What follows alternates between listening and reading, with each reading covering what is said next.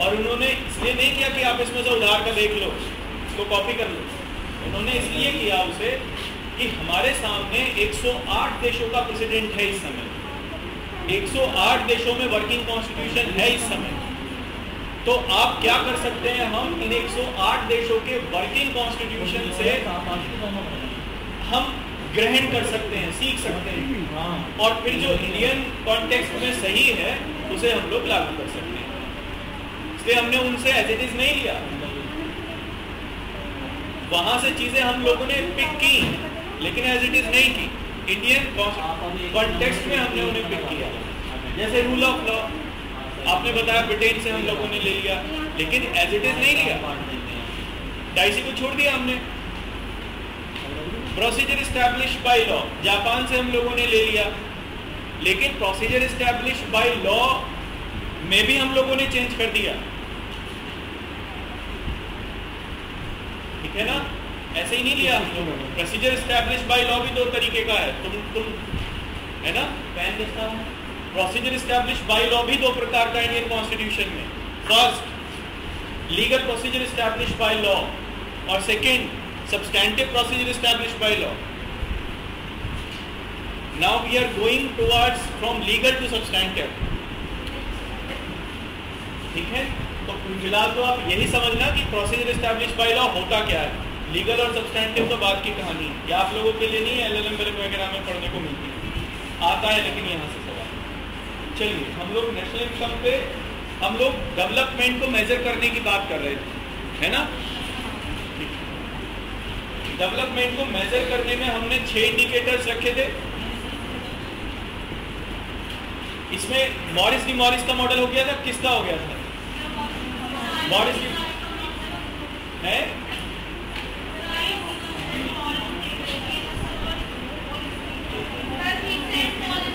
Higgs और Paul स्ट्रीटन का हो गया। अब इसमें नेक्स्ट लिखना, अगला हेडिंग डालना, जीवन का भौतिक गुणवत्ता सूचकांक, जीवन का भौतिक गुणवत्ता सूचकांक, physical quality of life index, physical quality of life index.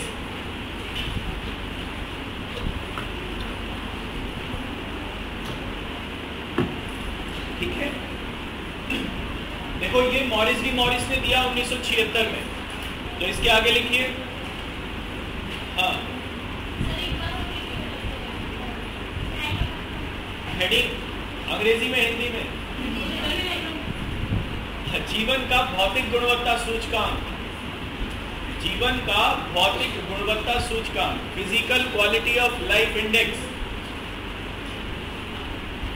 ठीक है।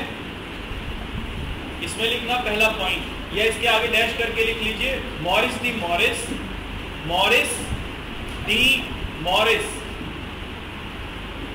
और 1976 में 1976 में दिया ये, ठीक है। देखो पहले वाला जो इससे सूचकांक था उसे छोड़ दिया गया, कारण ये था उसके छोड़ने का 6 इंडिकेटर्स थे, और विकासशील देशों में ही विकास को मापने के लिए ये बनाया गया था इंडिकेटर। विकासशील देशों में जनसंख्या कम होती है ज्यादा, कैसे घर घर जाके इन 6 इंडिकेटर्स को कलेक्ट करें, आसान है, मुश्किल, बहुत मुश्किल। इसलिए इसे कलेक्ट करना बड़ा मुश्किल था, तो छोड़ दिया गया, और एक नया इंडिकेटर बनाया गया जो कि physical quality of life index के नाम से जाना जाता है।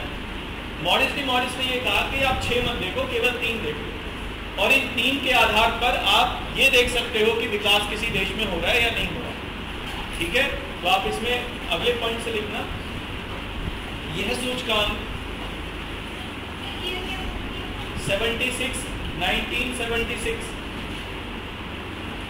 76, ठीक है। यह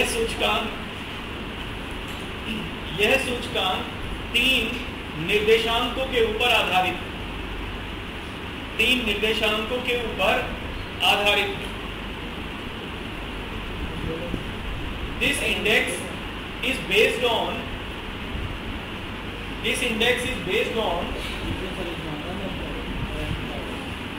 3 indicators, ठीक है। पहला इन्होंने कहा स्वास्थ्य, तो डैश करके लिखिए स्वास्थ्य, हेल्थ।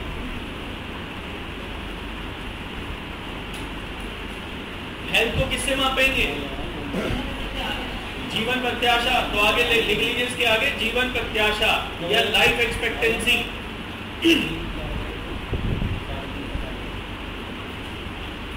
दूसरा स्वच्छता, सैनिटेशन।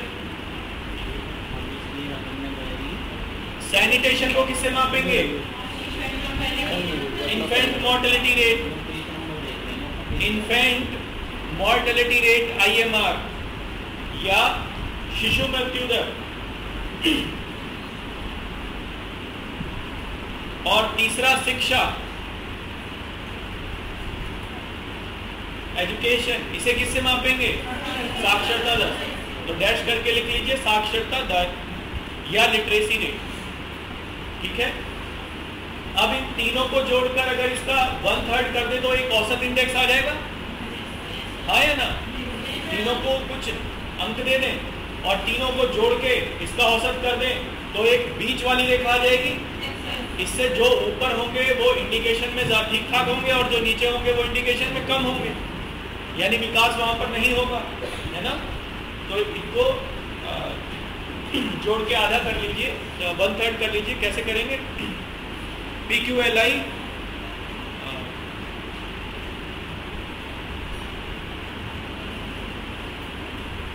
इसमें लिखिए पहला PQLI। PQLI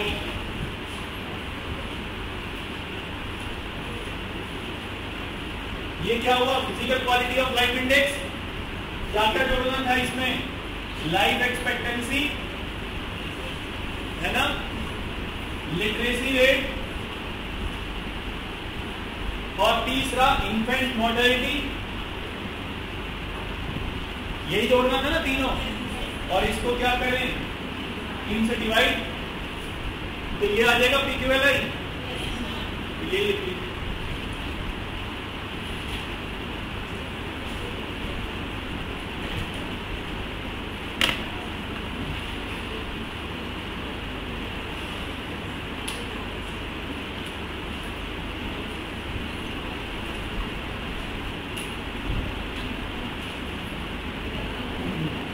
ठीक है, समझ में आ गया ये? चलिए, एक ये सूचकांक था। इसके अलावा एक और चेंज हुई बात फिर, PQLI को जीवन का भौतिक गुणवत्ता सूचकांक, physical quality of life index, ये शॉर्ट फॉर्म में लिख दिया है। अब इसे नेक्स्ट पॉइंट पे देखना। देखो, इसको भी अब ये 3 सूचकांक भी इकट्ठे करने थे, इनको भी इकट्ठा करना कोई आसान काम नहीं था। भारत जिसमें लगभग 125 करोड़ लोग रहते हैं, 125 करोड़ लोगों में 3-3 सूचकांक इकट्ठा करना आसान काम, ये भी मुश्किल है। IMF और वर्ल्ड बैंक को ये हर साल करना पड़ता है, ये सर्वे IMF और वर्ल्ड बैंक को हर साल, क्योंकि वही तो बताएंगे ग्रोथ कितनी है, डेवलपमेंट कितनी है, और पूरे विश्व में करना पड़ेगा। तो उन्होंने इसे भी रिजेक्ट कर दिया। उन्होंने कहा ये भी बड़ा मुश्किल है चेक करना। एक काम करते हैं, थोड़े सिंपल सा ढूंढो। और उन्होंने एक सिंपल सा ढूंढा जिसे हम लोग क्रय शक्ति समता विधि कहते हैं, परचेजिंग पावर पैरिटी कहते हैं, या परचेजिंग पावर पैरिटी मेथड कहते हैं। ठीक है, ये क्या है इसको भी बताते हैं। पहले इसका हेडिंग लिखो। अगला सूचकांक है इसमें, या अगला तरीका है आर्थिक विकास को मापने का, क्रय शक्ति समता विधि। क्रय शक्ति समता विधि, परचेजिंग पावर पैरिटी इंडेक्स या परचेजिंग पावर पैरिटी मेथड। क्रय शक्ति समता विधि। पीछे आवाज आ रही है? नहीं आवाज बुलंद है। चलिए देखो, इसमें क्रय शक्ति समता विधि का मतलब यहाँ पर क्या है। देखो, हर देश की मुद्रा की परचेजिंग पावर अलग अलग है या सेम है? अलग अलग। जब हम लोग किसी देश की मुद्रा एक्सचेंज रेट हम लोग जब निकालते हैं तो हम लोग क्या देखते हैं कि डॉलर के मुकाबले कोई मुद्रा कितनी कमजोर है या मजबूत है, यही देखते हैं ना। क्या इससे क्रय शक्ति का पता चलता है किसी मुद्रा की? डॉलर और रुपए की एक्सचेंज रेट क्या पता चलता है इससे? क्या कुछ इससे नहीं पता चलता। इससे केवल ये पता चलता है कि किसी देश में डॉलर की मात्रा कितनी है और उसकी मुद्रा की मात्रा कितनी है, यही पता चलता है ना। देखो अभी डॉलर, अभी हमारा जो रुपया है वो कमजोर। रुपया कमजोर क्यों है? क्योंकि डॉलर बाहर चला गया। अगर डॉलर बाहर आ जाए, अंदर आ जाएगा तो रुपया और मजबूत हो जाएगा। फिर यही स्थिति है ना। क्या इससे रुपए की भारत में परचेसिंग पावर को लेके कोई फर्क पड़ रहा है? डॉलर चाहे जितना आए भारत में या यहाँ से बाहर निकल जाए, क्या इससे परचेसिंग पावर के ऊपर कोई फर्क पड़ेगा? मतलब हमारी इकोनॉमी, हमारे इसमें कोई फर्क नहीं पड़ेगा ना ऐसा। क्रय शक्ति समता विधि के अंतर्गत ये देखा जाता है कि किसी देश में, किसी देश की मुद्रा की क्रय शक्ति कितनी है और उसे अलग अलग देशों की मुद्रा से साम्य बना लिया जाता है, इक्विलिब्रियम में कर लिया जाता है। और इक्विलिब्रियम में करके एक इक्वल एक्सचेंज रेट निकाल ली जाती है और उस इक्वल एक्सचेंज रेट के आधार पर फिर गरीबी को निर्धारित कर देते हैं। जैसे मान लो कोई व्यक्ति $2 कमा रहा है वर्ष दिन में पर डे के हिसाब से, तो फिर ये मान लिया जाएगा कि वो गरीबी रेखा के ऊपर है। बनिस्पत की $2 की जो कीमत है वो इस तरीके से निकाली जाए, परचेजिंग पावर पैरिटी मेथड से निकाली जाए, ना कि एक्सचेंज रेट से निकाली जाए। कैसे निकालेंगे इसको आप समझो। मान लो हमारे यहाँ समोसा 10 रुपए का आ रहा है भारत में, ठीक है, और अमेरिका में वो समोसा $1 का है, तो एक्सचेंज रेट कितनी हो गई? $1 10 रुपए है ना। हम लोगों ने क्या किया? हम लोगों ने इसको निकालते हुए ये किया कि वही वस्तु भारत में खरीदने में कितने रुपए देने पड़ते हैं, यानी उस वस्तु को खरीदने में भारत में कितनी मुद्रा खर्च करनी पड़ रही है और उसी वस्तु को खरीदने में अमेरिका में कितनी मुद्रा खर्च करनी पड़ रही है। अगर वस्तु एक ही है ना, मुद्राएं अलग अलग हो गई, तो इसका मतलब ये हुआ जितनी मुद्रा भारत में उस वस्तु को खर्च करने के लिए, खरीदने के लिए खर्च करनी पड़ रही है, उतनी ही मुद्रा आप देख लो अमेरिका में, और इस आधार पर जो एक्सचेंज रेट आएगी वो क्रय शक्ति समता विधि के आधार पर। क्रय शक्ति माने परचेजिंग पावर और समता माने समानता, यानी क्रय शक्ति के स्तर पर जब मुद्राओं की समानता की जाए तब उसको हम क्रय शक्ति समानता विधि कहते हैं। इसमें इससे कोई फर्क नहीं पड़ता कि कहीं पर डॉलर आ रहा है जा रहा है, इससे कोई फर्क नहीं पड़ रहा। केवल इस बात को देखेंगे कि किसी देश की जो मुद्रा है उस वस्तु को भारत में कितने में खरीद पा रही है और वही वस्तु अमेरिका में या यूरोप में किसी देश में कितने की है। जब इस विधि से हम लोग किसी अर्थव्यवस्था में उत्पादन को मापते हैं तब इसमें हम लोग कहते हैं कि ये उत्पादन क्रय शक्ति समता विधि के आधार पर मापा जाता है। इसी आधार पर क्रय शक्ति समता विधि के आधार पर आय निकाल लेते हैं। उत्पादन निकाल लेंगे तो आय निकाल लेंगे नहीं। जब जीडीपी निकल आएगी तो जीएनआई निकाल लोगे नहीं, ग्रॉस नेशनल इनकम उसी फॉर्मूले से। और जब जीएनआई निकल आएगी तो पर कैपिटा इनकम निकाल लोगे नहीं, हाँ या ना। और अगर पर कैपिटा इनकम निकाल लोगे तो फिर एक बेंचमार्क का हम लोगों को पता चल जाएगा कि भारत में कम से कम कितनी है ना। इसको कहते हैं क्रय शक्ति समता विधि के आधार पर। क्रय शक्ति समता विधि के आधार पर भारत की अर्थव्यवस्था दुनिया की तीसरी सबसे बड़ी अर्थव्यवस्था है। पहले नंबर पे अमेरिका, दूसरे नंबर पे चाइना और तीसरे नंबर पे भारत, जबकि वही डॉलर के टर्म्स में पांचवी आ जाती है, ठीक है ना। तो ये अंतर है क्रय शक्ति में और डॉलर रुपए की एक्सचेंज रेट में। मतलब एक्सचेंज रेट के आधार पर किसी इकोनॉमी को मेजर करने में या परचेजिंग पावर पैरिटी के आधार पर किसी इकोनॉमी को मेजर करने में। परचेजिंग पावर पैरिटी जो होती है वो लगभग ज्यादा एक्यूरेसी को बताती है इकोनॉमी के लेवल पर, ठीक है। तो आप एक्सचेंज रेट में मैंने तुम्हें समझाया था, फिर समझाता हूँ। देखो एक्सचेंज रेट कैसे निर्धारित होती है। बाजार आधारित एक्सचेंज रेट की बात करेंगे अभी हम चाइना वाले टाइप की बात नहीं करेंगे, अभी हम बाजार आधारित की बात करेंगे। मान लीजिए ये भारतीय अर्थव्यवस्था है, इसमें 100 रुपए है और इसमें 100 ही डॉलर है, तो एक्सचेंज रेट कितनी हो गई? $1 में 1 रुपया, हाँ या ना?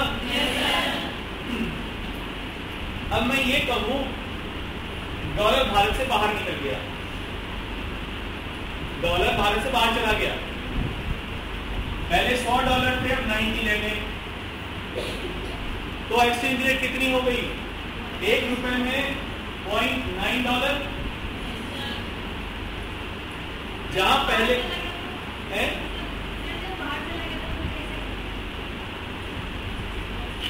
बाहर चला गया तो बाहर चला गया। अरे $10 बाहर नहीं जा सकते देश के, ध्यान कहाँ है? मैंने ये कहा कि $10 बाहर चले गए, अब 90 रह गए, तो एक्सचेंज रेट कितनी हो गई? 1 रुपए में $0.9, पहले 1 रुपया $1 को खरीद रहा था, अब 1 रुपया $0.9 को खरीदेगा, तो रुपया मजबूत हो गया कमजोर?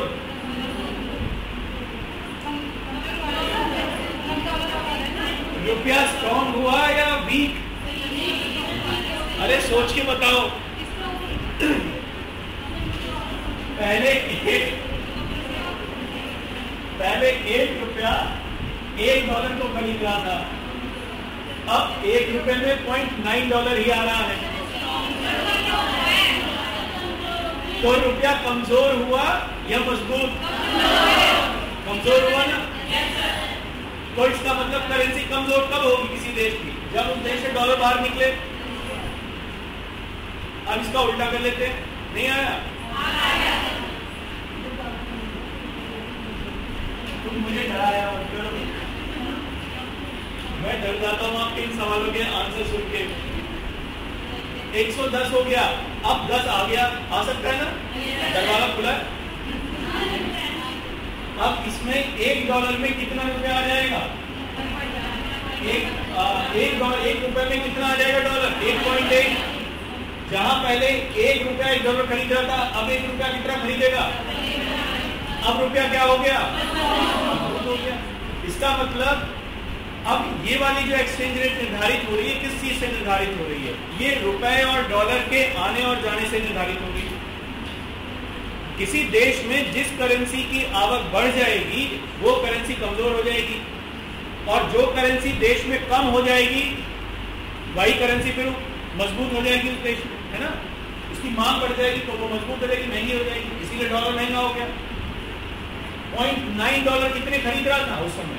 1 रुपए में खरीद रहा था, तो इसका मतलब डॉलर स्ट्रॉन्ग हो गया और रुपया कमजोर हो गया, दैट्स इट, है ना? लेकिन अब हम लोग ये देखें, एक तो ये तो होती है एक्सचेंज रेट, इससे तो हम लोग एक्सचेंज रेट के आधार पर किसी इकोनॉमी को निकाल लेते हैं। जैसे मान लो 2 शर्ट थी, है ना, और एक शर्ट की कीमत अंतरराष्ट्रीय बाजार में $1 है, तो भारतीय इकोनॉमी कितने की हो गई? $2 की हो गई। आगे बात समझ में? इसलिए भारतीय अर्थव्यवस्था कितने की हो गई? $2 की हो गई। क्लियर है? हमने इंडियन इकोनॉमी को मापा एक्सचेंज रेट के आधार पर, जो डॉलर या रुपए की एक्सचेंज रेट है उसके आधार पर निर्धारित किया हम लोगों ने। अब इसे परचेजिंग पावर पैरिटी में दिखाता हूं आपको। मान लीजिए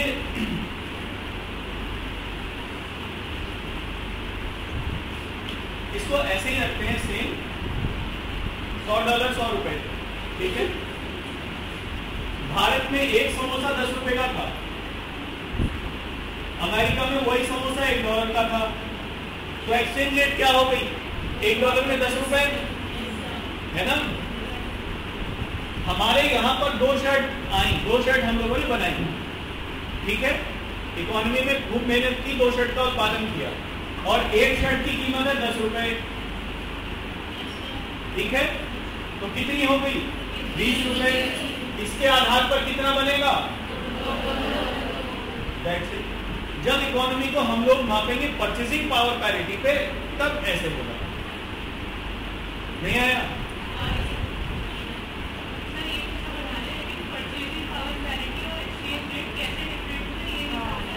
क्योंकि ये मैंने एक ही कर दिया ना। अब समझो कैसे अलग अलग हुए। यहाँ तो ये निर्धारण हो रहा है डॉलर के आने जाने से, यहाँ निर्धारण हो रहा है किस चीज से? वस्तु की परचेजिंग पावर से, उस मुद्रा की परचेजिंग पावर से।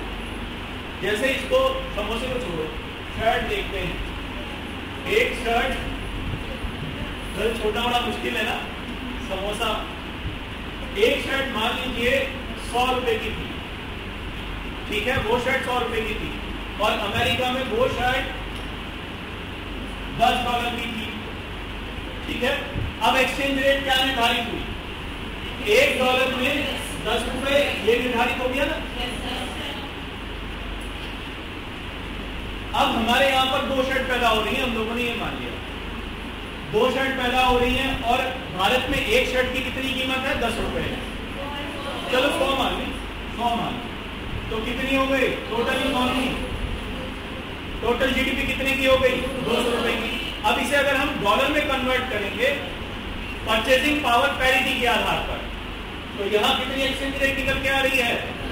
$1 में 10 रुपए, है ना, तो कितने हो गए? $20। That's it. यहां पर एक्सचेंज रेट है परचेजिंग पावर पैरिटी के आधार, और यहां एक्सचेंज रेट है किसी इकोनॉमी में डॉलर के इनकमिंग और आउटगोइंग के आधार पर, ठीक है। किसी इकोनॉमी में डॉलर की आवक कब बढ़ेगी? विदेशी मुद्रा कब आएगी ज्यादा? जब आएगी जब इकोनॉमी के इंडिकेटर्स मजबूत होंगे। भारतीय अर्थव्यवस्था अगर तेजी से ग्रोथ कर रही होगी तो मुझे ये बताइए, बाहर से डॉलर आना शुरू हो जाएगा? नहीं। निवेश करना लोग शुरू करेंगे? नहीं। एक्सपोर्ट होना शुरू हो जाएगा ज्यादा, वहां से भी डॉलर आना शुरू हो जाएगा। और इसका मतलब क्या है? फिर इकोनॉमी में डॉलर की आवक बढ़ जाएगी। अगर डॉलर की आवक बढ़ेगी तो भारतीय मुद्रा मजबूत हो जाएगी? नहीं। तो जब किसी देश की करेंसी मजबूत होती है, वो इस बात का इंडिकेट करती है कि उस देश की जो अर्थव्यवस्था है उसमें एक पॉजिटिव साइन है। लेकिन अगर उसका उल्टा हो रहा हो, अगर कमजोर हो रही, तो ये इस बात का इंडिकेट करती है कि अर्थव्यवस्था में कुछ कमी आने की संभावना है, ठीक है। एक और मुझे बात बताओ, यहां तक आ गया, अब आगे चलूं? कंफ्यूज तो नहीं हो गया अगले वाले में? साफ है बिल्कुल, या बिल्कुल ही साफ है? साफ है। मान लो डॉलर, तो अब ये डॉलर और रुपए 2 एंटिटी है ना, डॉलर और रुपीस 2 एंटिटी है। अब इसे ऐसा समझिए,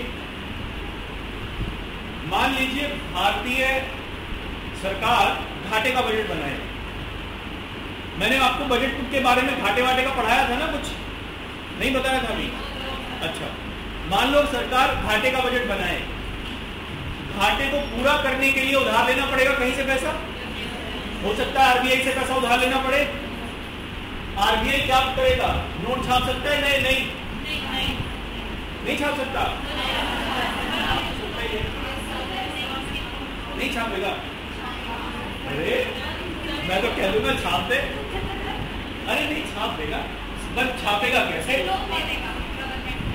कहां से देगा? कहां से होता है? कौन से वाला रहता है? किसको देता है? कहां से देता है? हम तो पैसे जमा नहीं करते आरबीआई के पास। मैं वही तो कहना चाह रहा हूँ, वो इशू कहां से होते हैं? मशीन से ही तो होते हैं। हम तो जमा नहीं करते आरबीआई में, हमारा तो खाता नहीं है।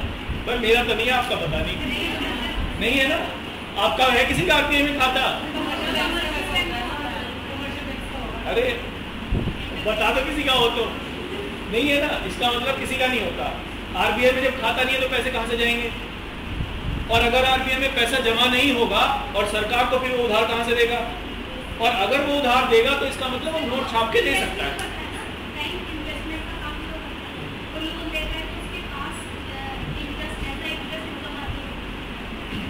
अच्छा सुनो, इसको फिर आरबीआई में चर्चा करेंगे ना। अभी फिलहाल ये अपने दिमाग में मान लो कि वो दे सकता है, लेकिन वो कैसे दे सकता है? वो सरकारी सिक्योरिटीज के एवज में दे सकता है। गवर्नमेंट सिक्योरिटी रखेगी, प्रेसिडेंट ने अपना सिक्योरिटी भरा पेपर दिया कि मैं भारत सरकार को इतने पैसे उधार, भारत सरकार की तरफ से उधार लेने का वचन देता हूं और इसके बदले में इतना इंटरेस्ट रेट दिया जाएगा। मान लीजिए आरबीआई पैसा छाप देता है, अभी सिलसिला यही मान लो। अर्थव्यवस्था में कितने रुपए हो गए? मान लो 110 बढ़ जाएंगे नहीं? बढ़ जाएंगे नहीं? आरबीआई ने जब पैसे छाप दिए और छाप के सरकार को दे दिया, मान लीजिए, तो अर्थव्यवस्था में रुपए की जो सर्कुलेशन है मनी का, वो बढ़ जाएगा नहीं? डॉलर तो नहीं आया, लेकिन सर्कुलेशन बढ़ गया। जब ये सर्कुलेशन बढ़ेगा तो महंगाई बढ़ जाएगी नहीं? पहले 100 रुपए थे, अब 110 हो गए। पहले मेरी जेब में 2 रुपए थे, अब मेरी जेब में 3 रुपए हो गए। तो अब 3 रुपए हो गए तो मैं ज्यादा सामान खरीदूंगा नहीं, क्योंकि अब पैसे हैं। क्या बात है ना? तो मैं तो टमाटर जहां पहले 1 किलो खरीद रहा था, अब आधा किलो और खरीदूंगा, सलाद में भी खाऊंगा। टमाटर की मांग बढ़ जाएगी नहीं? महंगाई बढ़ जाएगी नहीं? इसका मतलब ये हुआ कि अगर इकोनॉमी में रुपए का सर्कुलेशन बढ़ता है किसी भी वजह से, तो महंगाई बढ़ जाएगी, है ना? अब एक्सचेंज रेट देखो, ये बड़े परफेक्ट चीज बता रहा हूं मैं आपको, इसको ध्यान से सुनना, मजा आ जाएगा। $1 कितने? 100, रुपए कितने? 110। ये वाली सिचुएशन बन गई नहीं? $1 में कितना आने लगा? 1.1 रुपये। अब बताओ, रुपया कमजोर हो गया अपने आप? नहीं। इसका मतलब ये हुआ, मोरल ऑफ द स्टोरी, अगर किसी अर्थव्यवस्था में महंगाई, तो उस देश की जो करेंसी है वो कमजोर होगी नहीं होगी? हो जाएगी नहीं? ये रिजल्ट निकला नहीं? भारत में इस समय महंगाई है नहीं? रुपया नीचे गिरेगा नहीं? That's it. क्या बात? ये प्रेडिक्शन है, यही तरीका है। अब सरकार अगर ये करे, अगर इसको, अगर ये वाली सिचुएशन तो है ही, महंगाई को तो आसानी से एकदम से रोका नहीं जा सकता, लेकिन अगर रुपए के फ्री फॉल को रोकना हो तो क्या करें? डॉलर की आवक बढ़वा दें? तो अब वाली न्यूज, एनआरआई से पैसा लेना शुरू कर दें? नहीं। एनआरआई को कहें भाई डॉलर भेजो, आपको इंटरेस्ट रेट 4 की बजाय 5 देंगे, कैप वैप सब हटा देंगे, 1 लाख की जगह 10 लाख भी जमा कर सकते, कोई दिक्कत नहीं है। ऐसे में क्या होगा? अगर एनआरआईज को ज्यादा ब्याज दर मिलने लगे तो वो भारत में डॉलर भेजेंगे नहीं? डॉलर की आवक बढ़ जाएगी नहीं? और जो फिर ये एक्सचेंज रेट में रुपए का फ्री फॉल है, ये रुकेगा नहीं? हमारी इकोनॉमी की सिचुएशन बाह्य लोगों को ठीक लगेगी नहीं लगेगी? फिर उनको लगेगा भाई हाँ ठीक है, रुपया आप नीचे नहीं गिर रहा। ऐसा होगा नहीं होगा? होगा, दैट्स इट। लेकिन क्या वास्तव में इकोनॉमी ठीक हो गई? बाहर से जो एनआरआई से पैसा हम लोग लेके आएंगे, क्या उस पर ब्याज दर नहीं बढ़ेगी? ब्याज नहीं देना पड़ेगा? घाटा नहीं बढ़ेगा? देखो, बजट ये घाटा नहीं बढ़ेगा क्या? वो ब्याज, क्योंकि उसमें जो रेवेन्यू डेफिसिट होता है, शायद आप लोगों को मैंने नहीं पढ़ाया, राजस्व घाटे में राजस्व पूंजीगत घाटा होता है। राजस्व पूंजीगत घाटा वही होता है जिसमें हम लोग बाहर से ब्याज लेते हैं, पैसा उधार लेते हैं और बाद में उसके ऊपर ब्याज दिया जाता है। तो वो बढ़ेगा नहीं बढ़ेगा? बजट घाटा बढ़ेगा, फिर से उधार लेना पड़ेगा, आरबीआई से लेना पड़ेगा नहीं, सर्कुलेशन बढ़ेगा नहीं। तो अब बताओ, ये वाला जो सरकार का निर्णय है, क्या ये साउंड है? जो ये लिया गया, अखबार में जो आज न्यूज थी, मैंने इसी का पोस्टमार्टम करके बताया आपको। ये साउंड निर्णय है, केवल ये ऊपरी है। ऊपरी इसलिए है, केवल इससे क्या होगा, सरकार क्या करना चाहती है, इकोनॉमी ये लगे दूसरे लोगों को कि इकोनॉमी ठीक ठाक चल रही है। ऐसे में क्या होगा, भारत में इन्वेस्टमेंट बढ़ जाए किसी वजह से, कैपिटल मार्केट में एफडीआई आना शुरू हो जाए, तो उससे क्या होगा, डॉलर जो है बढ़ जाएगा और उसकी आवक बढ़ जाएगी। और वो ऐसा इन्वेस्टमेंट होता है एफडीआई वगैरह जिसके ऊपर ब्याज दर नहीं देनी होती। तो ऐसे में वो लाभकारी होगा। सरकार ये चाहती है, ठीक है। देखो मेरा उद्देश्य केवल कुछ नहीं था, उद्देश्य केवल इतना था आपको समझाना। एक तो ये क्या चल रहा है, एक तो ये, दूसरा एक्सचेंज रेट कैसे निर्धारित होती है, और तीसरा ये कि किसी भी चीज को डीपली समझिए। अगर आप सब्जेक्ट को ऊपरी तौर पर ले रहे हैं तो यकीन मानना आप अपने साथ अन्याय कर रहे हैं। एग्जाम आपको देना है, हम लोगों को नहीं देना। हम लोगों को तो कोई दिक्कत, मतलब हमारा आपसे इन सब परेशानी से हमारा कोई मतलब होगा नहीं, आपकी परेशानियों से, दैट्स इट। इसलिए आप ही को वो सब करना है, फेस करना है, हमें नहीं करना। डीपली समझिए चीजों को, जब तक डीपली ना समझें आप पीछा मत छोड़िए। मैं तो आपको उकसाता हूं पूछने के लिए, आप तब नहीं पूछते। मुझे कभी कभी ये लगता है कि जो लोग एक दायरे के बाहर बिल्कुल ही नहीं बता पाते होंगे, उनसे कैसे पूछ पाते होंगे आप, या कैसे पूछ पाएंगे उनसे आप। मान लो मैं अगर आपको केवल एक अपने इकोनॉमी के दायरे तक ही बांध के रखूं, या मुझे क्रय शक्ति समता विधि पढ़ानी, मैं उसी को छोड़ के चल देता, इसी को पढ़ाता और खत्म करता जो मैंने लिखवाया दैट्स इट, क्या इकोनॉमी वास्तव में समझ में आएगी आपको? नहीं है। इतना टफ सब्जेक्ट है ये, हवाएं उड़ जाती हैं इसी में ही। आसान नहीं है समझना ही, ये आपको बहुत आसान लग रहा है। क्यों? क्योंकि आपको मैं इतना शानदार तरीके से बना के खिलाता हूँ, उसमें इतने नमक मिर्च मसाले डाल के भी टेस्ट आ जाता है बढ़िया, और वो लगता है क्या बात, लेकिन ये उतना ही मुश्किल है। इसलिए मैं आपको बोल रहा हूँ, आप डीपली समझा करिए चीजों को, पूछा करिए। नहीं समझ में आता पूछिए, कोई दिक्कत नहीं है, तो क्या जा रहा है। क्रय शक्ति समता विधि आप लिख लीजिए फिलहाल। अब ये हमारी कंप्लीट हो गई समझाने का लेवल। इसमें लिखना क्रय शक्ति समता विधि परचेजिंग पावर पैरिटी मेथड, अंग्रेजी में इसका ये हेडिंग है।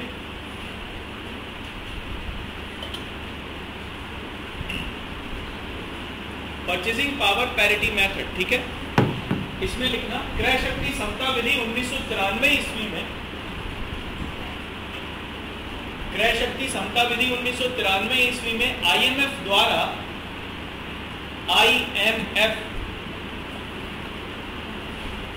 या अंतरराष्ट्रीय मुद्रा कोष कहते हैं इसे,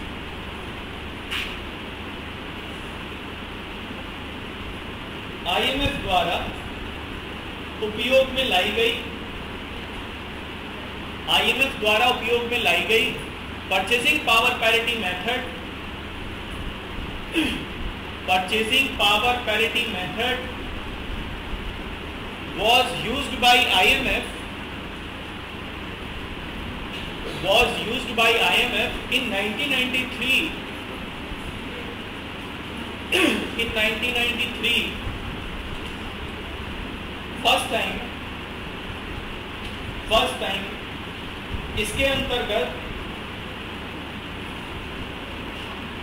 अंतर्गत किसी देश की राष्ट्रीय आय को, इसके अंतर्गत किसी देश की राष्ट्रीय आय को उस देश की मुद्रा की, उस देश की मुद्रा की क्रय शक्ति के आधार पर,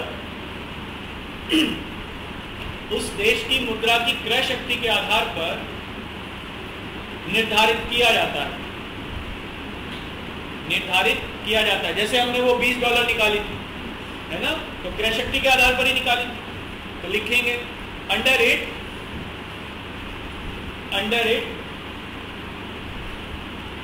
the national income of a country, national income of a country is being decided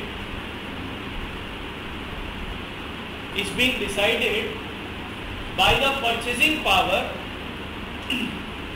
by the purchasing power of that economy. By the purchasing power of that economy. ठीक है?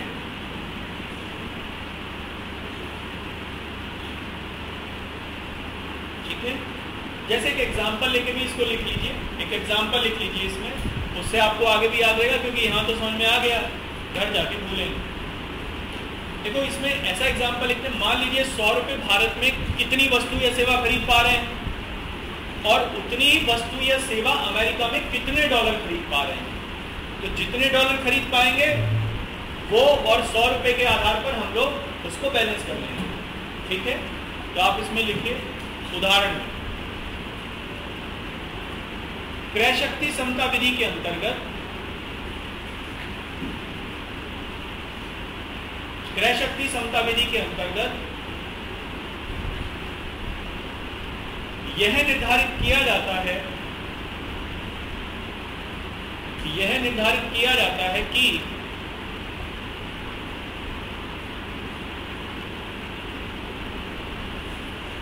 जैसे एग्जाम्पल, जैसे under purchasing power parity method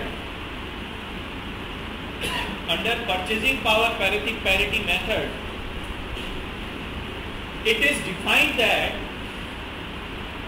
is defined that example, जैसे 100 रुपये भारत में, जैसे 100 रुपये भारत में कितनी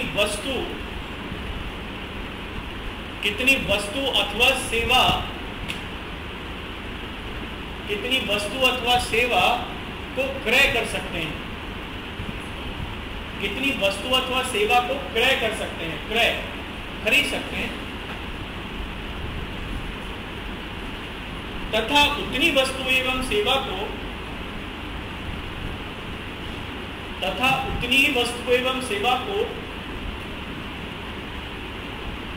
खरीदने के लिए अमेरिका में कितने डॉलर की आवश्यकता है, अमेरिका में कितने डॉलर की आवश्यकता है। इस प्रकार से हमें क्रय शक्ति समता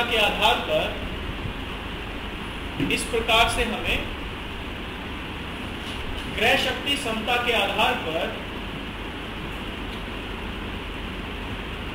exchange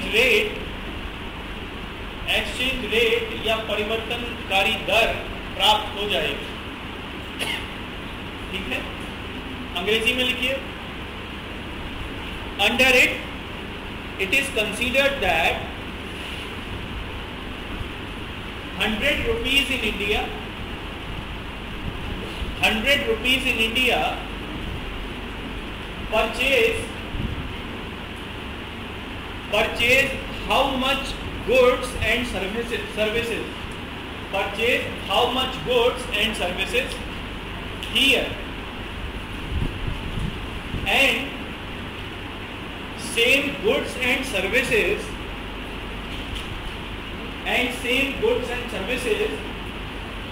is being purchased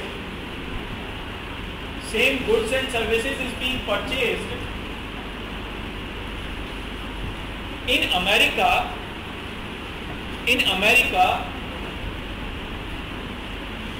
by how much dollars?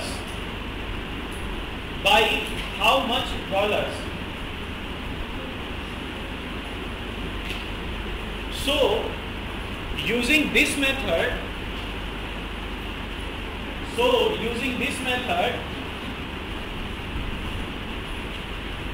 the getting exchange rate would be known as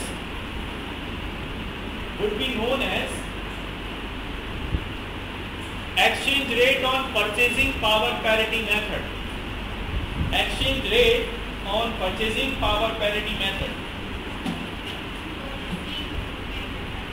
क्योंकि अमेरिकन इकोनॉमी दुनिया की सबसे बड़ी इकोनॉमी है, दूसरे देशों के साथ उसका व्यापार सबसे ज्यादा है, इसीलिए हम लोग अब इसीलिए डॉलर जो है वो डोमिनेटेड करेंसी है दुनिया में, है ना। चलिए क्लियर है ये बात, ये कंप्लीट। हाँ जी,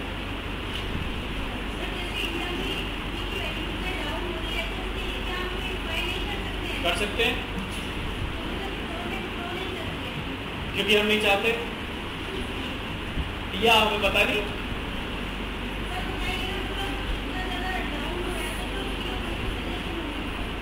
देखो दोनों बातें हैं जो मैंने कहा, या तो हम चाहते नहीं या हमें पता नहीं। करने को तो कर सकते हैं। जब मैं यहाँ खड़ा होकर आपको उपाय समझा सकता हूँ, तो क्या वो लोग जो सचिव लेवल पर वहाँ पर बैठ के इसी कमरों में और बात करते हैं, जो बहुत बड़े इकोनॉमिस्ट हैं, क्या वो नहीं कर सकते? कर सकते हैं, तरीके हैं। सबसे पहले महंगाई को नियंत्रित करना पड़ेगा, और महंगाई नियंत्रित करने के लिए सबसे पहले हमें जो फ्यूल पर महंगाई है, क्योंकि ये बेसिक महंगाई में आती है, फ्यूल और फूड की जो महंगाई है ये बेसिक महंगाई, ये बेसिक इन्फ्लेशन है। ये इन्फ्लेशन बाकी चीज़ों की इन्फ्लेशन को बढ़ाती है। बाकी वस्तुओं की जो कीमत है वो फूड और फ्यूल की कीमत से निर्धारित होती है। मान लीजिए आटा अगर महंगा हो जाए तो कोई व्यक्ति किसी व्यक्ति की जो लिविंग कॉस्ट है वो बढ़ जाएगी, नहीं बढ़ जाएगी? जीवन जीने की जो उसकी कीमत है वो बढ़ जाएगी, नहीं? और अगर जीवन जीने की कीमत उसकी बढ़ेगी तो हर चीज़ों की कीमत बढ़ेगी, नहीं? रिक्शे वाला कम में काम कर लेगा क्या? नहीं, हर चीज़ के ऊपर बढ़ जाएगी। दूसरा, मान लीजिए फ्यूल कॉस्ट बढ़ जाए तो एनर्जी कॉस्ट बढ़ जाएगी, और एनर्जी किसी भी अर्थव्यवस्था का इंफ्रास्ट्रक्चर एनर्जी के ऊपर निर्भर करता है। इसलिए अगर एनर्जी की कॉस्ट बढ़ी तो सब वस्तुओं की कीमतें बढ़ लेंगी अपने आप। इसका मतलब ये हुआ, अगर ये दो लेवल पर महंगाई बढ़ती है तो ओवरऑल इकोनॉमी में महंगाई बढ़ जाएगी। अब क्या करना होगा? इन दोनों की महंगाई को सबसे पहले नियंत्रित करना पड़ेगा। इससे क्या होगा? इससे ये होगा कि महंगाई आराम से कम हो जाएगी। अगर हमारे पास महंगाई कम होती है तो हमारे पास जो इकोनॉमी के बेसिक पैरामीटर्स हैं वो ठीक ठाक है। महंगाई कम होने की वजह से हम बजट घाटा बढ़ा सकते हैं अपना? नहीं।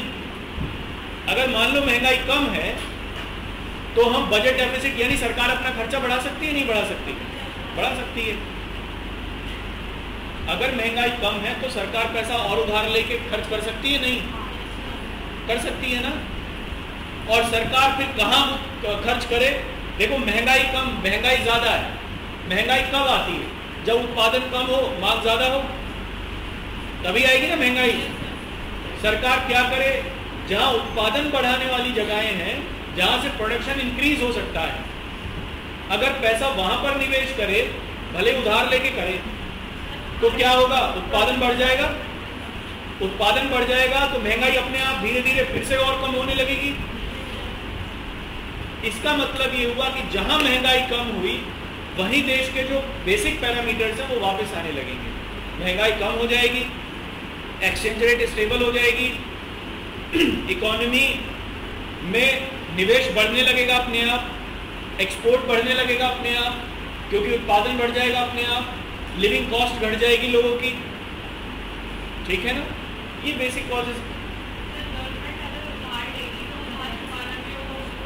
हाँ, लेकिन अगर उत्पादन, देखो उधार दो तरीके का होता है। एक तो मैंने उधार लिया, यथा जीवम सुखम जीवेत, ऋणम ग्रहणम और धृतम पीवेत, है ना? नहीं आ समझ में? किस किस को पता है इसका मतलब? चारवाक एक दार्शनिक हुए और 400 ईसा पूर्व की आसपास का दर्शन है चारवाक का। चारवाक ये कहते हैं इंसान का जन्म बड़ी मुश्किल से मिलता है, तो वो जो चाहे, उसका जो मन करे वो करे। अगर उसे यथा जीवम सुखम जीवेत, जब तक जियो सुखी सुखी जियो, ऋणम ग्रहणम और धृतम पीवेत, ऋण लो और घी पियो, क्योंकि मरने के बाद कुछ नहीं पता उसके बाद क्या है, मरने के बाद किसी ने देखा क्या है, जो कुछ है यही है, तो घी पी लो सब, है ना। वैसे आजकल दूसरी चीज हो सकती है इसमें, ऋणम ग्रहणम, और दूसरी चीज हम पीवे, है ना, वो मिलती है दुकान के बाहर, वो शाम को मंदिरों में नहीं मिलती, लाइन लगी मिलती है, तो उसे पियो, मस्त रहो, है ना। चार्वाक ये कहता है। मान लीजिए अगर मैं ऋण लूं, ठीक है, उसके बाद मैं एक बुलेट लूं, उसके बाद उस बुलेट के पीछे मूछे लगवाऊं, है ना, गोल गोल राउंडदार, और उसके नीचे लिखवाऊं लंबरदार, नंबर की जगह पे ना, नंबरदार, हाँ नंबरदार जो भी वो लिखवाऊं, है ना, और उसके बाद मैं रोज शाम को मंदिर होके आऊं। अब ये बताइए कि जो मैं ऋण लूंगा क्या वो उत्पादनकारी कार्यों में खर्च हुआ, क्या मेरी आय बढ़ाएगा?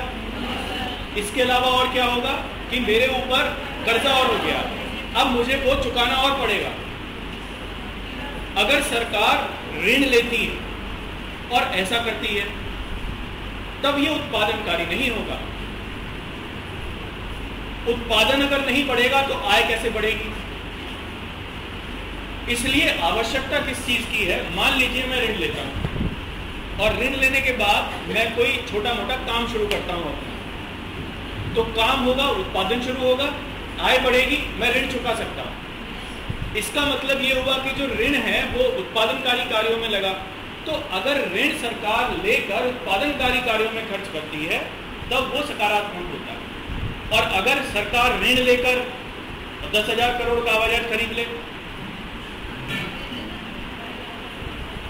तब क्या हो? हाँ, वो भी अच्छा है ना, तब ये परेशानी आ जाएगी। तो यहां हमें देखना पड़ेगा कि हम लोग ऋण ले रहे हैं तो वो कहां खर्च कर रहे हैं।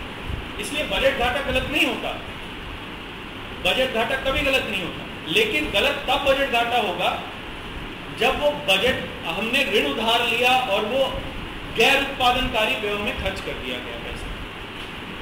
मान लीजिए ऋण लिया सरकार ने और विधायकों की और सांसदों की सैलरी बढ़ा दी, 5 लाख रुपए कर दी महीने की, तो कहां चला गया? वो गैर उत्पादनकारी कार्यों में चला गया, तब घाटा होगा।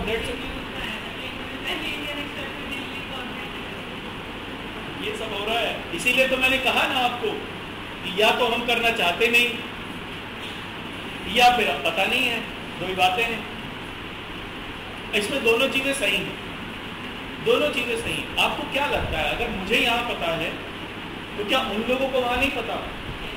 पता है उन लोगों को। देखो, इसको गणित को समझो थोड़ा सा। पैसा इकोनॉमी में किसके पास होता है? लोगों के पास। किसके पास होता है पैसा सबसे ज्यादा?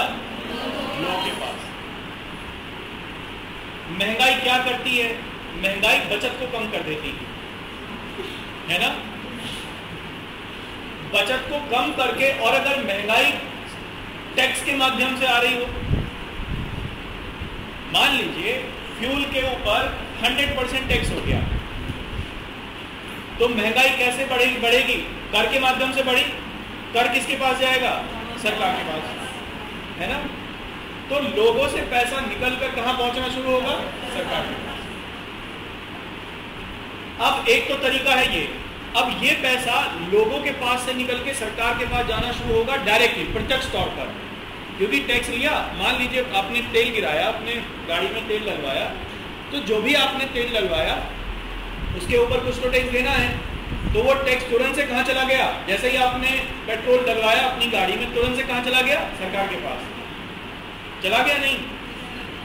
हाँ या ना? देखो, जब मैंने पेट्रोल खरीदा तो बिन टैक्स खरीदा नहीं, तो जब मैंने टैक्स खरीदा, बिन टैक्स खरीदा, तो इसका मतलब वो टैक्स सरकार के पास चला गया तुरंत। That's it. अब एक तरीका तो है ये, एक दूसरा तरीका है ये, पैसा आपसे जाएगा फिर भी सरकार के पास, लेकिन एक दूसरा तरीका क्या है? एक दूसरा तरीका ये है महंगाई कम कर दी जाए, टैक्स कम कर दिया जाए, ठीक है। टैक्स अगर कम होगा बचत बढ़ेगी, आप लोगों की बचत बढ़ेगी, आप लोगों की निवेश बढ़ेगा, आपको आय होगी। एग्जाम्पल समझिए, मान लीजिए आपकी बचत बढ़ गई, आपने एक फिक्स डिपॉजिट की स्कीम ले ली, बड़ा सिंपल सा फंडा, फिक्स डिपॉजिट की स्कीम ले ली, बैंक में पैसा जमा कर दिया। मैं कहता हूँ वो पैसा वो 1 साल बाद मैच्योर हो गई। जब आपने उसे मैच्योर होने के बाद उसे आप फिर से कैश कराओगे, एनकैश कराओगे, तब सरकार उसके पास ऊपर टैक्स लेगी नहीं लेगी? टैक्स लेगी, टीडीएस कटता है ना, नहीं लेगी।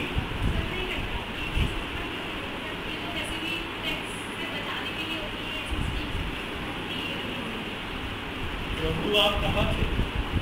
आप ही के दर्शनों के लिए तो हम तरस रहे थे अब तक। अरे भाई साहब, टैक्स डिडक्शन ऑन सोर्स कटता है।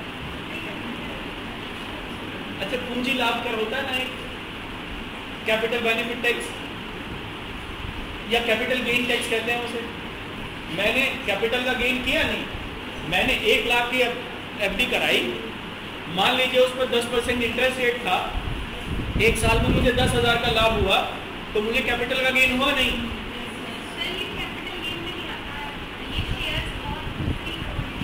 अरे मैंने एक एग्जांपल देके समझा रहा हूँ। वो जो आप मुझे बता रहे हो टीडीएस होता है, जो मैं कह रहा हूँ टीडीएस कटता है, उसके ऊपर कटता है पैसा सरकार। वो एक अलग बात है कि एक अलग बात है कोई बैंक ना ले, कोई सरकार ना ले। मैंने ये केवल एक एग्जांपल दिया। टैक्स लेती है सरकार कैपिटल के ऊपर, चलो ये भी छोड़ो, एफडी वाला भी काम खत्म करो, अगर इसमें भी डिस्प्यूट है। मैं ये कहता हूँ आपने उत्पादन बढ़ा, आप निवेश, आपका बचत बढ़ी, सीधी सी बात है, बचत बढ़ी, आपका निवेश बढ़ गया, आपने बचत करके कोई प्लॉट खरीद लिया, ठीक है, उसके बाद आपने उसे बेच दिया।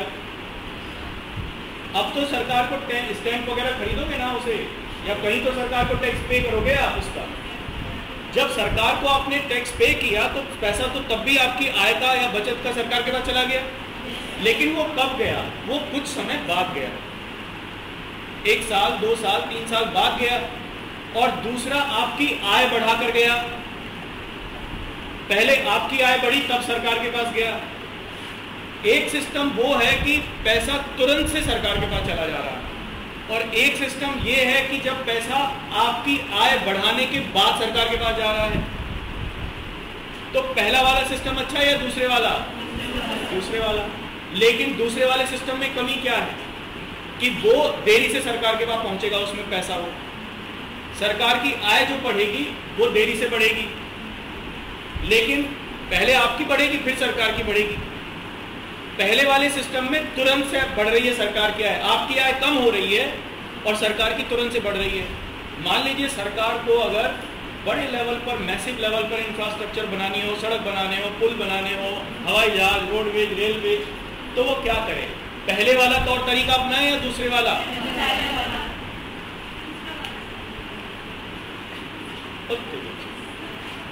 अरे पहले वाला ही तो अपनाएगी जिसमें उसे तुरंत से पैसा मिल जाए। इसीलिए वो क्या करेगी? फ्यूल के ऊपर टैक्स बढ़ा देगी। जैसे ही लोग उस फ्यूल को खरीदें, तुरंत से उसके बाद सरकार के पास पैसा चला जाए। सरकार क्या करे? उससे सड़क बना ले, या सरकार वेट करे 1 साल के लिए कि कब इसकी एफडी मैच्योर होगी और ये कब हमें देगा। अब इसको ओवरऑल सिस्टम को आप समझो। मैंने कहा ना, या तो हम चाहते नहीं हैं या फिर हम जानते नहीं हैं। तो जानते नहीं है ऐसा तो है नहीं, इसका मतलब हम चाहते नहीं। क्यों नहीं चाहते हैं? क्योंकि हमें तेजी से अपने फ्लाइट को दिखाना है कि हमने इतना डेवलपमेंट कर दिया। और उसके लिए क्या करेंगे? उसके लिए ये करें कि आपके ऊपर टैक्स बढ़ा दिया जाए और उस पैसे को तुरंत से रिसीव किया जाए और फिर उससे डेवलपमेंट की तरफ आगे बढ़ा जाए। लेकिन ये जो ओवरऑल मेथड, ये ओवरऑल जो डेवलपमेंट का मेथोडोलॉजी है, ये फ्लॉड है। ये इसलिए फ्लॉड है कि ये लोगों को लगातार गरीब बना के रखेगी, क्योंकि ये लोगों की आय नहीं बढ़ने देगी। बेशक सरकार की आय बढ़ जाएगी, जीएसटी कलेक्शन बढ़ रहा है नहीं, हर महीने बढ़ता जा रहा है नहीं। अभी फाइनेंस मिनिस्टर कह रहे थे कि 1.64 लाख करोड़ हर महीने का नॉर्मल रहना है। इसका मतलब जीएसटी कलेक्शन बढ़ने का क्या मतलब है? टैक्स जो है वो बढ़ रहा है। अभी फिर से जीएसटी स्लैब बढ़ाई गई थी? नहीं, अभी 2 दिन पहले। बढ़ी है नहीं बढ़ी है? बढ़ी है, दैट्स इट। तो टैक्स बढ़ा है नहीं? बढ़ा है, दैट्स इट। अब अगर टैक्स बढ़ेगा तो सरकार की आय बढ़ेगी या लोगों की? सरकार की। लोगों की आय कम। अब सरकार के पास जब पैसा होगा तो वो डेवलपमेंट के काम तेजी से चला सकते। तो ये मॉडल है वो। इसीलिए मैंने कहा वो नहीं करेंगे, क्योंकि वो जानते हैं वो क्या कर रहे हैं। जब मैं यहां जानता हूं वो क्या कर रहे हैं,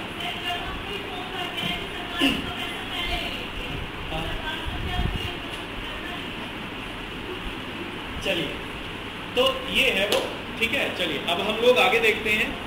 इसलिए आप परेशान ना हो, ये सब प्री प्लान्ड है, सब कुछ जो हो रहा है ना सब पता है सबको, इसमें कोई दिक्कत नहीं। बस वो है कि आप लोगों को नहीं पता क्योंकि इन चीज़ों को सामान्य बुद्धि से समझना थोड़ा मुश्किल है। इस चीज़ों को समझने के लिए आपको पूरा डिज़ाइन समझना पड़ेगा, तब समझ में आएगी बात।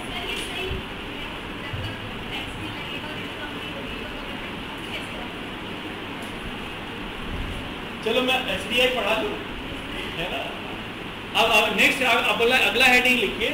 देखो, विकास को मापने का एक दूसरा सूचकांक हमने, जो ये सबसे बेस्ट सूचकांक था, सबसे बेस्ट, जिसको आज तक भी रिकॉग्नाइज किया जाता है यूनाइटेड नेशन डेवलपमेंट प्रोग्राम के द्वारा भी या यूनाइटेड नेशन के द्वारा भी, वो मानव विकास सूचकांक है, जो विकास मापने का सबसे बढ़िया पैमाना है। तो आप इसमें अगला हेडिंग लिखिए, मानव विकास सूचकांक या ह्यूमन डेवलपमेंट इंडेक्स, HDI। ठीक है,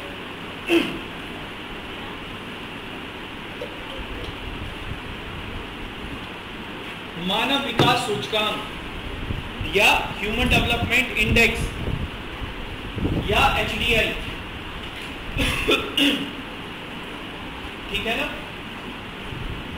देखो, ग्रोथ को मापने अब IMF ने और वर्ल्ड बैंक ने वो परचेसिंग पावर पैरिटी वाला मेथड अपना तो लिया, और उसके आधार पर हाँ एक चीज रह गई, वहां पर एक नोट में लिखो, मैं भूल गया, वहां पर एक नोट में कहीं पर डाल लो। देखो, इस समय $3 निर्धारित की गई है परचेसिंग पावर पैरिटी के आधार पर। जो गरीबी रेखा है वो IMF और वर्ल्ड बैंक ने $3 निर्धारित की है, बढ़ गई है, 3 कर दी गई है, अब $3 हो गई है। कोई व्यक्ति अगर पर डे के हिसाब से, हर साल चेंज हो जाती है, पर डे के हिसाब से अगर $3 कमा रहा है पूरे विश्व में एवरेज, तो फिर वो गरीबी रेखा से ऊपर है। $3 का मतलब लगभग 210 रुपए भारत में इस समय, या अब तो 80 के आसपास हो रहा है, तो 240 रुपए मान सकते हैं इस समय। अगर 240 रुपए कोई व्यक्ति भारत में पर डे के हिसाब से कमा रहा है, तब वो गरीबी रेखा से ऊपर है, अंतरराष्ट्रीय संस्थाओं के स्तर पर भी। अगर उससे कम है तब वो गरीब है, और इसी आधार पर IMF और वर्ल्ड बैंक दुनिया के अलग अलग देशों में गरीबी रेखा निर्धारित करते हैं। ठीक है, अब देखो इससे क्या फायदा हुआ। अब उन्होंने $3 फिक्स कर दी परचेसिंग पावर पैरिटी के आधार पर। जितने भी लोग दुनिया भर के देशों में $3 से ज्यादा कमाते हैं वो गरीबी रेखा से ऊपर, और जितने भी उससे कम कमाते हैं वो गरीब। अब उनके लिए IMF और वर्ल्ड बैंक नियम और कानून बना सकता है नहीं सपोर्ट करने के लिए, अब उनके लिए आसान हो गया, दैट्स इट। तो आप इसमें नोट डाल के लिखिए। हालांकि ये चेंज हो जाती है हर साल, लेकिन इससे एक आइडिया तो हो ही जाएगा। हाल ही में हाँ, महंगाई के हिसाब से चेंज हो जाती है, परचेसिंग पावर के हिसाब से भी चेंज हो जाती है, हर साल चेंज हो जाती है। तो आप इसमें लिखिए, हाल ही में विश्व बैंक एवं अंतर्राष्ट्रीय मुद्रा कोष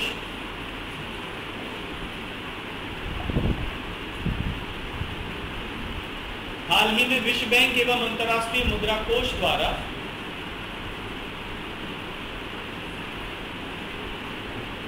विश्व बैंक एवं अंतर्राष्ट्रीय मुद्रा कोष द्वारा महंगाई की दर को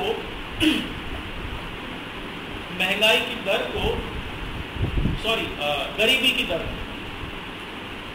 की दर को $3 प्रति व्यक्ति प्रतिदिन निर्धारित किया गया है। $3 प्रति व्यक्ति प्रतिदिन निर्धारित किया गया है। Recently IMF decided IMF and World Bank decided the poverty line at international level, the poverty line at international level $3 per day per person। ठीक है, अब सिंपल है ना, इसके आधार पर निकालना महंगाई, वो गरीबी रेखा। That's it। अब मानव विकास सूचकांक, ठीक है,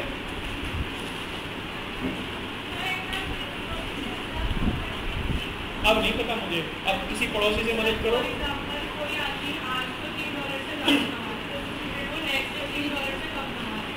इसका एवरेज देख लेते हैं पूरे साल का। देखो ये पता कैसे चलेगा, ये पता चलेगा GNI से, ग्रॉस नेशनल इनकम से उस देश की, उस GNI के हिसाब से पर कैपिटा निकल आई। अगर पर कैपिटा $3 के आसपास बन रही है तब, है ना, या फिर उस देश के आंकड़े देखने पड़ेंगे कि उस देश के आंकड़े में गरीबी रेखा कहाँ तक है। जैसे भारत में मान लीजिए, जैसे भारत में इस समय गरीबी रेखा निर्धारित की हुई है हम लोगों ने 1200 या 1300 रुपए है ना शायद। लास्ट में मैं कराऊंगा आपको, वो लास्ट में कमेटी बनी थी, सी रंगराजन कमेटी, उन्होंने 1300 रुपए के आसपास निर्धारित की थी पर मंथ। पर मंथ अगर कोई पर्सन, मतलब शायद 1200 कुछ है, वो पूरा 1300 भी नहीं है, ग्रामीण क्षेत्रों में 1000 के आसपास है, 1000 या 1100 है, आ जाएगा। मैं देखो अभी देखता हूँ।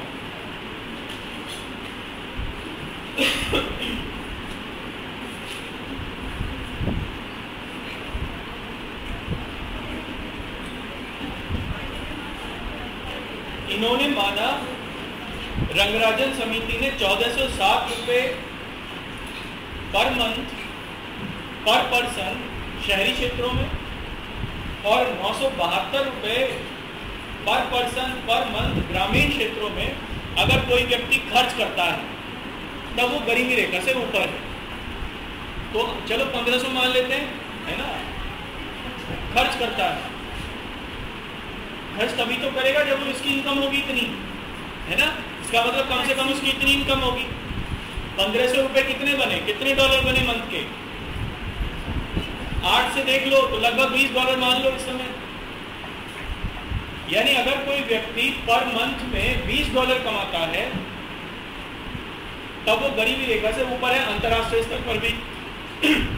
और वहां कितना बन रहा है? $90 बन रहा है, क्योंकि परचेजिंग पावर पैरिटी के आधार पर क्या है, $90 है। तो कितना अंतर आ रहा है? 30 का अंतर आ रहा है। तो इसको फिर अब एडजस्ट करेंगे हम लोग। एडजस्ट कैसे करेंगे? ये देखेंगे कि भारत में कितनी महंगाई है, फिर ये देखेंगे यूएस में कितनी महंगाई है, उन दोनों की महंगाई को बराबर कर लेंगे और उसके आधार पर फिर हम ये निकाल लेंगे कि कितनी गरीबी रेखा है। ठीक है, चलिए, मानव विकास सूचकांक या ह्यूमन डेवलपमेंट इंडेक्स। अभी इन्होंने पूछा था, मैंने बताया क्योंकि इकोनॉमी यूएस की सबसे बड़ी है और इसीलिए यूएस की इकोनॉमी चूंकि सबसे बड़ी है तो फिर इसीलिए यूएस की इकोनॉमी को ही डॉलर को आधार माना जाता है। इसमें आप देखो, मानव विकास सूचकांक को संयुक्त राष्ट्र संघ द्वारा एक्सेप्ट किया गया, यूनाइटेड नेशंस के द्वारा। यूनाइटेड नेशंस की एक संस्था है जिसे हम UNDP कहते हैं, यूनाइटेड नेशंस डेवलपमेंट प्रोग्राम, संयुक्त राष्ट्र विकास कार्यक्रम। उसके अर्थशास्त्री थे, उसमें 3 लोग काम कर रहे थे। एक पाकिस्तान के अर्थशास्त्री थे महबूबुल हक, उस समय वही उसके अंडर में, वही मतलब HOD थे उस टीम के, हेड ऑफ डिपार्टमेंट थे। अमेरिकन, इंडियन अमेरिकन, या हम लोगों ने इंडियन कहते हैं, अमर्त्य सेन दूसरे थे और एक तीसरे सिंगर हंस थे। इन 3 लोगों ने मिलकर एक सूचकांक डेवलप किया 1990 में, जिसे हम लोग मानव विकास सूचकांक के नाम से जानते हैं। मानव विकास सूचकांक में भी 3 चीजें शामिल की जाती हैं। ठीक है, मानव विकास सूचकांक में जैसे पहले 2-3 चीजें हम लोग देख रहे थे, एक तो शिक्षा को देखते हैं इसमें भी, एक प्रति व्यक्ति आय को देखते हैं इसमें, पर कैपिटा इनकम, और तीसरा हम लोग लाइफ एक्सपेक्टेंसी को देखते हैं, जीवन प्रत्याशा। इन 3 आंकड़ों को देख के और हम लोग HDI निकालते हैं। इस HDI के आधार पर ये देखते हैं कि पूरे दुनिया के देशों में विकास का क्या स्तर है। जहां पर HDI के आंकड़े, जहां पर HDI का मात्रा संख्या ज्यादा आती है, वो वहां जो विकास है, मानव विकास, वो उच्च मानव विकास वाले देश हैं। जहां पर कम आती है वहां निम्न मानव विकास वाले देश हैं। इस समय HDI 187 देशों का लिया गया था 2021-22 में, और उसमें भारत की जो रैंक थी 187 देशों में, वो 132 थी, 132 थी। 127 से हम लोग घटकर 132 पर आए हैं। 2013 में, 12-13 में 127 थी, अब 132 है। इसका मतलब मानव विकास का स्तर भारत में धीरे धीरे घटा है, कम हुआ है। ठीक है, इसका मतलब क्या हुआ? पर कैपिटा इनकम या तो कम हुई होगी, या मान लीजिए पर कैपिटा इनकम भी बढ़ी हो तो शिक्षा का स्तर कम हुआ होगा, स्वास्थ्य का स्तर कम हुआ होगा। इसी का मतलब ये हुआ है कि ओवरऑल जो HDI है उसमें कमी आई होगी। क्लियर है? तो आप इसमें मानव विकास सूचकांक के बारे में सबसे पहले लिख लीजिए हैं ना, हर साल नहीं, उस समय इतना था, उस समय 127 ही मतलब सबसे कम उसी समय थी। उसके बाद लगातार हम लोगों का घटा है। जैसे 114 2014-15 में 128 हुआ, फिर 129 आए, फिर 30, फिर 31 और अब 32 हैं। 2 साल 131 ही रहा, अब 132 पर है हमारी रैंक। ये हर साल होता है, और हर साल मानव विकास रिपोर्ट जारी की जाती है संयुक्त राष्ट्र संघ के द्वारा या यूनाइटेड नेशंस के द्वारा। तो आप इसमें लिखिए पहला पॉइंट, मानव विकास सूचकांक, मानव विकास सूचकांक संयुक्त राष्ट्र विकास कार्यक्रम द्वारा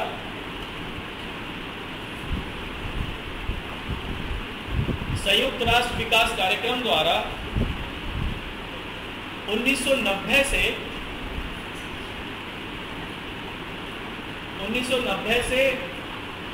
सतत रूप से जारी किया जाता है। सतत रूप से यानी कंटिन्यूअसली, सतत रूप से जारी किया जाता है। ह्यूमन डेवलपमेंट इंडेक्स या HDI कंटिन्यूअसली इश्यूड बाय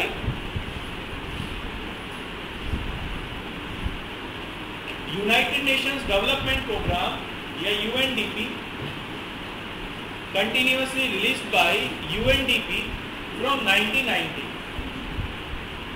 यह किसी देश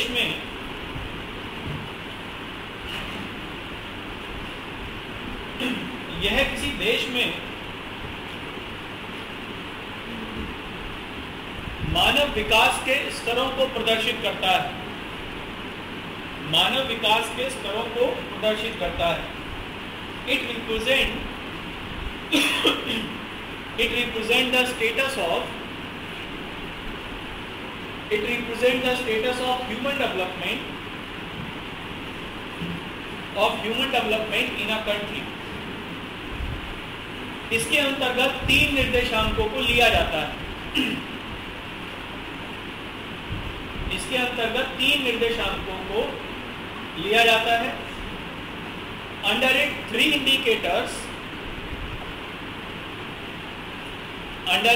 indicators is being collected या इंक्लूडेड। पहला, प्रति व्यक्ति आय, पर कैपिटा इनकम। तो किसमें होगी ये प्रति व्यक्ति आय? डॉलर में, रुपए में? डॉलर में है ना, इंटरनेशनल लेवल पर है तो डॉलर में, तो ब्रैकेट में लिख लीजिए डॉलर। नेक्स्ट लिखना जीवन प्रत्याशा, लाइफ एक्सपेक्टेंसी।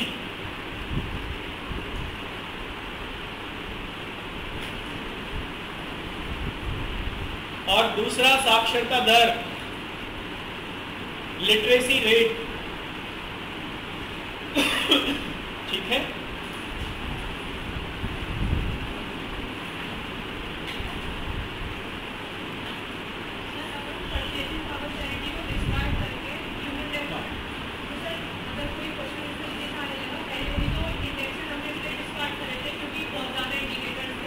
केवल 3 है, अब केवल 2 ही ले लिए हमने, अब 3 भी छोड़ दिए।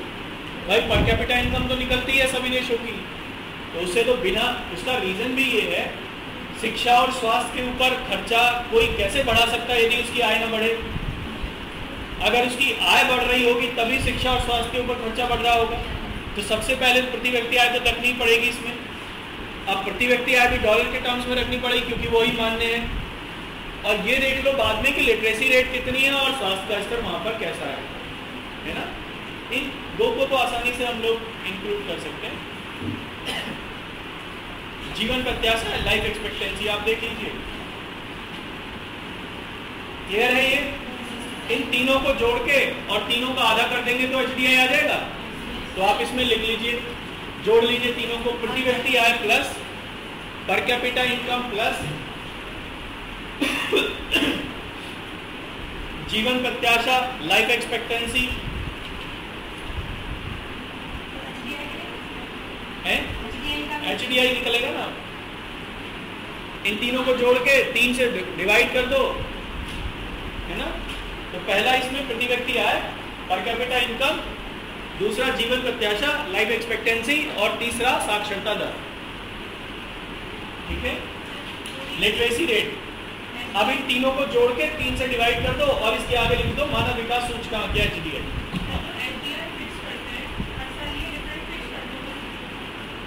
डिफरेंट, जैसे इसमें ना 0 से लेके और 1 तक का मान होता है। हर कंट्री को इन 3 इंडिकेटर्स के ऊपर कैलकुलेट किया जाता है और उसको एक फिक्स कर दी जाती है उसकी जगह।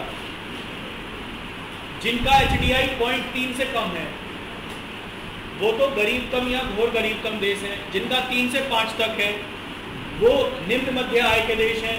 जिनका 5 से 8 तक है वो उच्च मध्य आय के देश हैं। और जिनका 8 से ऊपर है वो उच्च आय वाले देश हैं, जैसे नॉर्वे, स्वीडन। कल है ना, टाइम हो गया ना, अभी मुझे इसमें और भी लिखवाना है। विकसित तो हम अपने दिमाग से बना लेते हैं देशों को,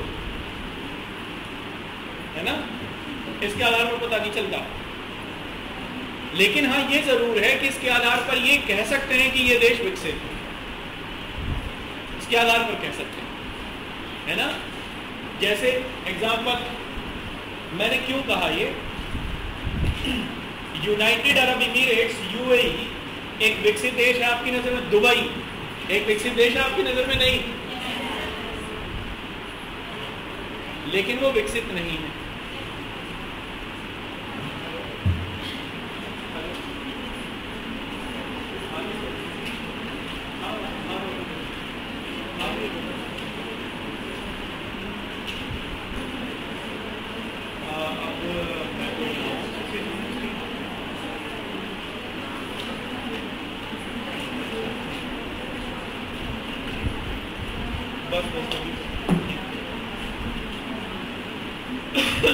अभी देखो इसमें मुझे आपको एक दो चीजें और करानी है। जैसे इसमें साक्षरता दर 2 इंडिकेटर्स के आधार पर निर्धारित करते हैं, एक तो स्कूलिंग के औसत वर्ष और एक स्कूलिंग के अनुमानित वर्ष। जैसे भारत में स्कूलिंग के औसत वर्ष कितने होते हैं, 12 तो 12वीं तक और 3 वो LKG UKG, कुल मिला के कितने हो गए 15। यानी ये उम्मीद की जाती है कि कोई व्यक्ति कम से कम 15 वर्ष तक स्कूल जाएगा। मान लीजिए उम्मीद, अब ये औसत, ये अनुमानित हो गया, ये अनुमानित वर्ष हो गए, लेकिन जरूरी तो नहीं है कि कोई व्यक्ति 15 वर्ष तक स्कूल जाए, बीच में भी तो छोड़ देते हैं लोग। दबाव के कारण, सामाजिक दबाव के कारण, आर्थिक दबाव के कारण बीच में ही शिक्षा छोड़ दी जाती है, ड्रॉप आउट हो जाते हैं। तो फिर ऐसे लोगों को कहेंगे स्कूल के औसत वर्ष, है ना, स्कूल के औसत वर्ष निकालेंगे। मान लीजिए 15 वर्ष में से कोई 5 वर्ष ही गया स्कूल, 5वीं क्लास तक वो केवल पढ़ा या 2री 3री क्लास तक पढ़ा, 5 वर्ष स्कूल जा पाया, तो जो अनुमानित वर्ष थे उसका केवल 1/3 गया। तो औसत वर्ष कितने निकलेंगे, 15 से 5 को डिवाइड कर दीजिए, तो औसत साल कितने आ गए, 3 आ गए। तो ये साक्षरता दर में निर्धारित किया जाएगा। इस साक्षरता दर में हम लोग इस बात को लिखेंगे, ठीक है ना। इसको मैं कल समझाऊंगा आपको।